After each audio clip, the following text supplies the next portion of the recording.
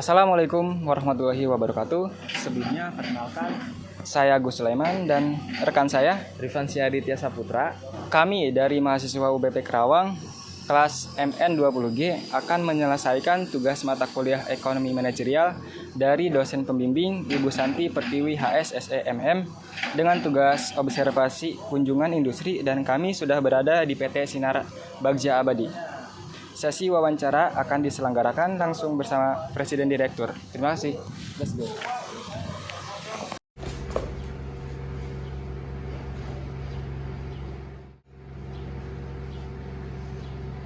Assalamualaikum warahmatullahi wabarakatuh. Di sini kami akan mewawancarai Presiden Direktur dari PT Sinar Bagja Abadi. Sebelumnya mohon maaf ya Pak ya. Di sini dengan Bapak siapa ya? Pandi Sopian. Oke. Pak Pandi, ada beberapa hal yang ingin kami wawancarai mengenai keputusan keuangan, keputusan produksi, keputusan pemasaran, dan keputusan sumber daya manusia. Pertanyaan pertama akan diwawancarai oleh Agus. Ya, yang pertama Pak, profil perusahaannya. Kapan sih usaha palet ini didirikan Pak? Perusahaan ini didirikan dari tahun 2007. Ya, 2007. Nah, sudah berganti-ganti investor ya. Jadi yang sekarang yang terakhir itu saya membentuk sama rekan-rekan direksi saya itu untuk PT SPA. Ya, itu baru berjalan 2 tahun, berarti dari tahun 2000. Tahun 2000 ya Pak? Iya. Nah, siapa aja pendiri usaha palet ini Pak? Pendiri perusahaan palet yang sekarang itu Ya. yang pertama Pandi Sopian, yang kedua Bapak Dudi, Ya. yang ketiga Bapak Hari Purnomo, bertiga itu. Oh, berarti ada 3 ini pendiri usaha Iya. palet ini ya Pak? Iya. Yang ketiga Pak, apa yang menginspirasi pemilik usaha ini sampai didirikan Pak gitu? Apa gitu ceritanya? Awal mula. Ya. Saya melihat peluang bisnis di Kerawang itu banyak industri. Nah, karena banyak orang-orang di luar Karawang itu nyuplai ke daerah Kerawang untuk paper palet. Karena paper palet itu sudah termasuk barang industri ya. Jadi barang produksinya juga itu biasanya dulunya awalnya dari Korea dan Jepang. Alhamdulillah saya sudah menguasai ilmunya. Jadi saya dirikan perusahaan palet tersebut dengan rekan-rekan saya. Nah, yang keempat Pak, siapa saja yang ikut andil dalam perkembangan usaha ini Pak? Apakah dari keluarga? Kalau Bapak juga gitu? dari keluarga nggak ada, kita dari rekan-rekan aja ya, yang seperti tadi yang dibicarakan. Itu saya, Pak Dudi sama Pak Hari Purnomo. Itu rekan-rekan saya yang punya inspirasi untuk mendirikan perusahaan, untuk melanjutkan perusahaan supaya perusahaan ini besar dan banyak ordernya gitu. Di mana sih Pak alamat ini Pak usahanya? Ini alamatnya di kampung kampung yang di sini ya. Iya. Yang workshopnya ini di kampung Bakan Cengkong, desanya Desa Sukasari, kecamatannya Purwasari, Kabupaten Kerawang. Selanjutnya, bagaimana sih Pak perjalanan karir Bapak ini jadi sampai sekarang, sampai jadi Presiden Direktur gitu? Karena perjalanan saya itu dari nol, dari A sampai Z itu harus bisa menguasai dari segi produksinya, dari segi manajemen keuangannya, dari segi bahan baku, dari itu ya. Makanya saya mendirikan perusahaan ini karena teman saya tuh nggak ada skill dari sana ya. Apa boleh buat, jadi dia menunjuk saya sebagai presiden. Karena apa? Karena yang tahu untuk pengembangan ini saya gitu. Terus kalau yang ini ya, masalah tadi yang karir Bapak itu, Bapak tuh sebenarnya ada guru atau belajar dulu dari mana gitu? Awalnya saya dari tahun 2005 tahun 2005 itu karyawan, bukan karyawan ya. Jadi saya itu invest ke salah satu perusahaan teman saya yang ada di Cikampek. Ya, saya pelajari semua dari A sampai Z, untuk prosesnya, dari segi proses, dari segi marketnya, dari segi keuangannya, dari segi istilahnya bikin cash flow segala, dari pajaknya. Alhamdulillah udah saya paham, akhirnya saya buka sendiri gitu. Nah, selanjutnya dengan perkembangan teknologi sekarang, apa usaha pelet ini tuh tertarik atau bahkan sudah menggunakan mesin produksi? Kalau mesin produksi sampai saat ini saya karena cost down, saya pakai mesin-mesin yang lokal. Belum ada yang istilahnya yang impor dari Taiwan, dari ini saya pakai karena untuk palet itu mudah untuk produksinya. Untuk yang penting ada alat potong, alat istilahnya untuk pemotongan, ya itu saya gunakan pakai mesin-mesin lokal, nggak ada mesin yang impor gitu. Oke. Selanjutnya ini dari segmen pemasaran. Apakah usaha ini melakukan kegiatan promosi penjualan secara langsung dalam memasarkan produk yang ditawarkan secara langsung? Kalau saya itu enggak lewat promosi, kita lewat relasi, jalur relasi ke perusahaan-perusahaan. Ada teman orang purchasing atau orang istilahnya ada kerabat, saya tawarkan. Alhamdulillah, karena ini sistem orang ke orang. Jadi promosinya itu dari orang ke orang, dan kebetulan ya perusahaan itu pakai, ya kita langsung merapat, ya kita promosikan, kita presentasikan, ya alhamdulillah banyak yang mau atau banyak yang buka PO. Ya, berarti sebelum mendirikan perusahaan ini Bapak juga membentuk teman-teman relasi dulu gitu ya Pak? Iya, betul. Relasi-relasi saja yang di pabrik-pabrik juga banyak, yang misalkan di kawasan KIC, Indo KIC, ya. Itu nantinya ngeling. Jadi kita salah satu ada dua relasi yang kita punya power, misalkan dia bagian purchasing atau bagian HRD. Nah, itu kita follow up terus, kita push terus biar bisa mempromosikan produk kami gitu. Selanjutnya, dalam melakukan promosi palet, usaha ini tuh menggunakan media apa aja? Apa Bapak mempunyai link untuk perusahaan profilnya atau gimana? Ada profil company, jadi kita menggunakan link ke perusahaan-perusahaan. Jadi ada profil company, dan nanti kalau misalkan ada salah satu yang istilahnya butuh, pasti dia akan kontak person kita itu. Selanjutnya, bagaimanakah saluran distribusi atau pemasaran untuk memasarkan produk? Berarti itu sama kayak yang ini ya, pertanyaan nomor 1 ya, dari relasi itu. Iya, dari hubungan relasi. Oke, selanjutnya. Sampai siapa dan sampai manakah pemasaran palet kardus ini gitu Pak? Jadi relasi Bapak tuh udah sampai mana aja? PT atau segala? Kalau saya PT ya, PT ini udah ada beberapa PT, perusahaan Jepang ya, PT 5 Tekno itu berada di kawasan Suracipta. Terus ada PT Porju ada di daerah Jababeka. Terus ada yang di Cikarang PT ada salah satu ya, ada Asahi Family, itu Asahi Family perusahaan lokal. PT Insapo juga perusahaan lokal, dan PT CP Permata perusahaan lokal. Nah, di situ karena perusahaan-perusahaan mini box itu tidak bisa bikin palet, akhirnya dia mereferensikan ke PT SBA. Nah, dari segi manajerial keuangan ya Pak ya, maaf sebelumnya, kalau boleh tahu modal untung usaha ini itu asalnya dari mana ya? Apakah dari dana pribadi, pinjaman pabrik, investor, atau orang lain yang membiayai, atau dari mana gitu Pak? Kalau modal dari permodalan itu kita patungan ya, patungan dari orang tiga itu, saya, Pak Dudi sama Pak Arif Purnomo. Nah, itu patungan, jadi ada berapa persen yang dia masukkan, misalkan berarti anggaplah itu saham ya, jadi sahamnya dia di berapa persen, saya berapa persen, rekan saya itu berapa persen gitu. Nah, apakah pada usaha Bapak rutin untuk melakukan pencatatan keuangan? Rutin itu harus rutin karena ada cash flow bulanan.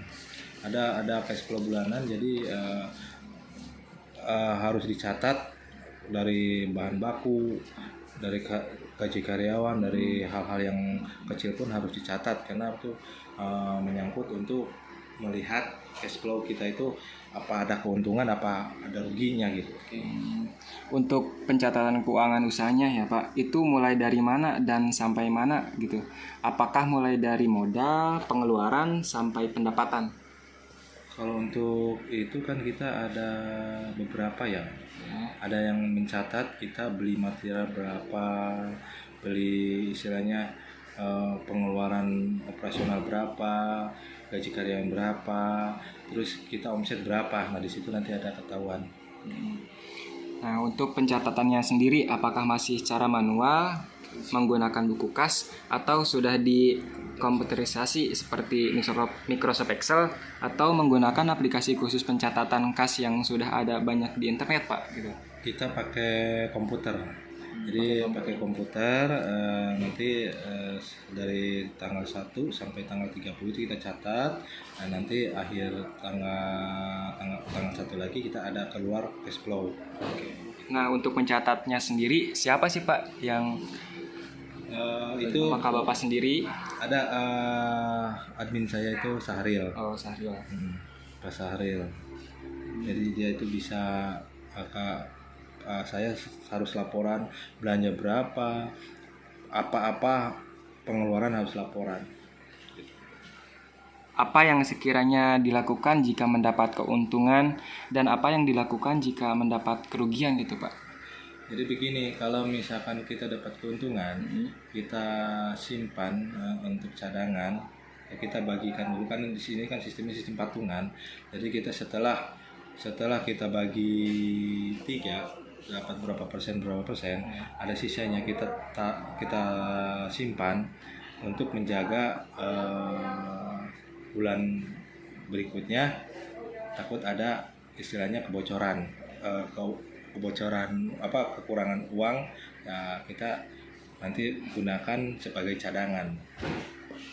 Berarti ada dana simpanannya gitu ya di saat perusahaan mengalami kerugian tuh, jadi udah ada dana simpanannya gitu, Ya, bisa nge-backup ya. ada dana backup dan juga kalau misalkan kita nggak ada dana backup, misalkan kosong, ya kita harus cost down ya, seperti kita menurunkan harga beli atau karyawan supaya kita cost down. Bagaimana caranya supaya kita nggak minus gitu. Selanjutnya mengenai manajerial penentuan harga produk. Berapa harga yang ditawarkan dari produk palet ini Pak? Itu tergantung spesifikasinya juga ya, tergantung kualitas sama beban juga ya. Ya, jadi kita masuk masalah harga, kita lihat kebutuhan customer. Customer packagingnya mau istilahnya butuh yang berapa kilo. Nah di situ menentukan menentukan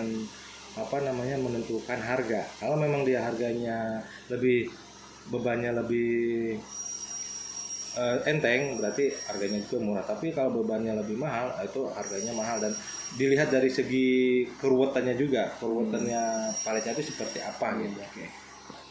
Selanjutnya bagaimanakah strategi penetapan harga yang diterapkan untuk produk yang Bapak tawarkan? Kita lihat, kita ada hitung-hitungan P11 ya, itu harga nasional korugata Indonesia ya. Jadi ada standar harga se-Indonesia. Jadi kita lihat misalkan kita mantau atau kita dikasih checklist P11, kita lihat dari P11.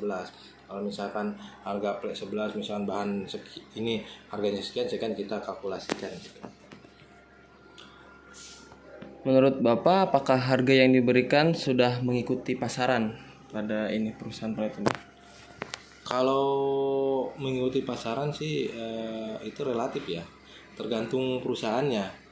Kalau perusahaan kadang-kadang ada yang di bawah pasaran, ada yang di atas pasaran. Tergantung perusahaannya. Kalau perusahaannya sudah approve ya otomatis kita ada untung besar, ada untung kecil gitu. Kalau masalah harga. Selanjutnya ini deh, Untuk perharinya bisa sampai berapa produk yang terjual Pak? Atau per minggu gitu atau per bulan? Kalau kita itu sistemnya sistem PO ya. Jadi sistem PO itu kita per bulan. Jadi misalkan kita ada perusahaan pesan, dia mengeluarkan pesanan order itu untuk bulan depan. Bulan sekarang itu harus dikerjakan. Jadi pas di situ ada schedule pengiriman. Nah, di situ kalau PO-nya misalkan omsetnya 100 juta, otomatis kita harus ngejar. Tapi kita harus ngikutin schedule pengiriman perusahaan tersebut. Gitu. Jadi kadang sehari ya kita ngerjain yang mana dulu gitu. Kalau misalnya ngerjain yang PT ini ya kita ketahuan omsetnya berapa. Rata-rata itu kita bikin pabrik itu satu hari 50 piece itu kalau diuangkan sekitar 5 juta 6 juta.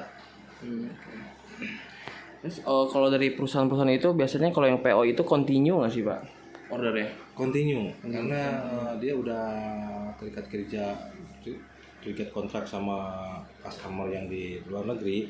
Jadi mau nggak mau kalau memang kita masih istilahnya nggak ada masalah, tetap kita diberikan PO itu continue setiap bulan itu pasti turun PO-nya. Selanjutnya Pak, tentang segi manajerial pandemi COVID nih yang tahun-tahun sekarang ada pandemi ya Pak. Yang saya mau tanyakan selama pandemi COVID-19 ini, apakah ada perubahan dari cara penjualannya gitu? Jadi gini, kalau sistem kemarin ada COVID, kita alhamdulillah kebetulan perusahaannya customer saya itu nggak terlalu pengaruh. Jadi alhamdulillah kita kan sistem PO. Jadi PO yang dibikin bulan sekarang untuk 3 bulan ke depan itu kita harus bikin begitu. Jadi kemarin alhamdulillah untuk COVID nggak ada masalah, walaupun ada penurunan pesanan, tapi masih jalan gitu. Berarti nggak ada perubahan dari segi pemasarannya gitu ya Pak, promosinya? Nggak ada. Karena kita udah ngeling, jadi kita ada beberapa perusahaan, misalkan kita punya customer 7 perusahaan ya, kita ngelola yang 7 perusahaan itu. Cuman paling ada pengaruhnya turun ininya, ordernya turun gitu. Oke. Nah, dari segi strategi nih Pak, ketika usaha ini pertama didirikan, bagaimana upaya untuk mengenalkan produk kepada masyarakat gitu? Apa ke perusahaan-perusahaan lain? Kita itu mengenalkan ke perusahaannya ya itu lewat link. Jadi lewat link rekan-rekan relasi-relasi saya, Pak Budi, Pak Hari. Jadi perusahaan ini ada teman saya bagian purchasing, coba di follow up. Kalau memang butuh kemasan seperti ini ya kita follow up, ya alhamdulillah banyak yang membutuhkannya gitu. Akhirnya kita masuk ya kita follow up gitu. Nah, bagaimana cara pelaku usaha agar tetap bertahan di era sekarang dengan banyaknya pesaing yang serupa gitu Pak, pesaing-pesaingnya? Kita harus jaga ini Pak, harus jaga kualitas, harus jaga delivery. Itu yang penting itu delivery sama kualitas, dan jangan istilahnya jangan terlalu banyak menaikkan harga. Karena apa? Karena kalau kita menaikkan harga, customer pasti akan lari.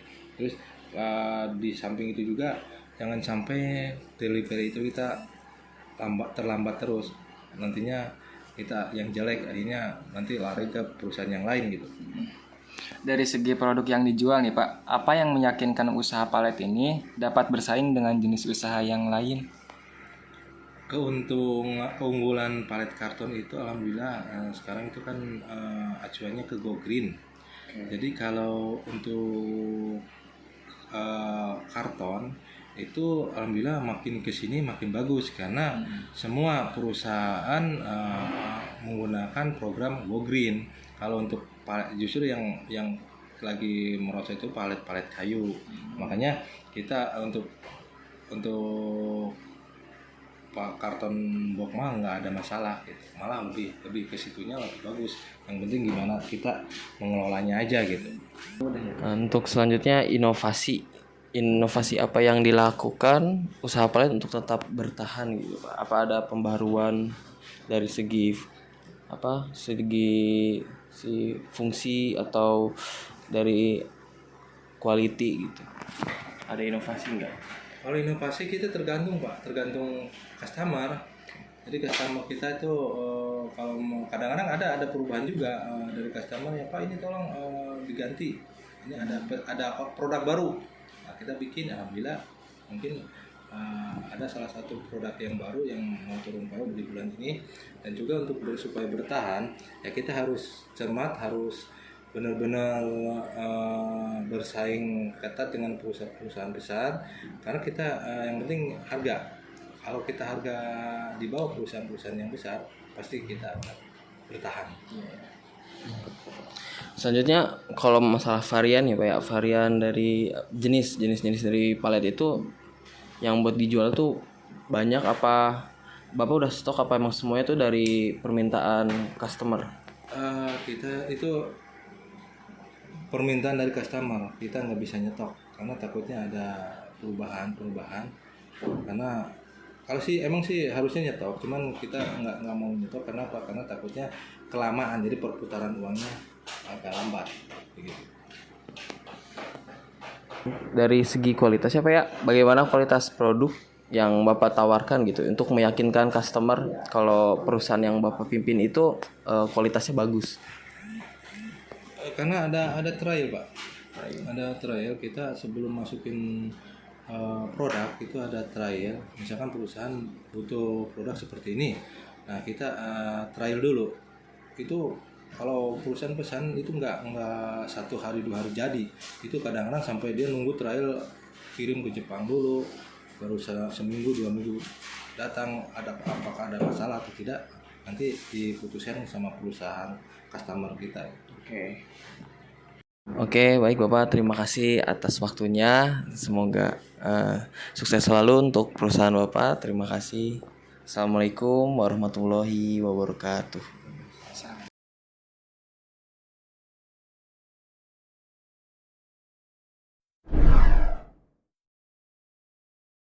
Pada tahun 2017, usaha palet ini berdiri. Sebelum membangun usaha ini, pendiri membuat relasi terlebih dahulu dengan rekan terdekatnya atau dengan kata lain investor, yaitu dengan 3 orang menjalani usaha tersebut. Awal usaha hanya sebuah CV dan diberi nama CV Makmur.